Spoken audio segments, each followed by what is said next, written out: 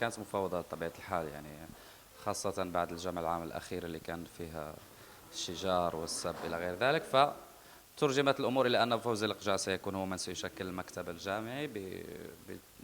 ربما بالتوافق مع الأطراف الأخرى، ولكن كان هو من سيكون على رأس الهرم الكروي المغربي. وبالتالي منذ ذلك الحين كانت هناك مفاوضات بالتأكيد مع عدد من الأسماء. طفى على السطح هيرفي رونار، بعد ذلك استبعد.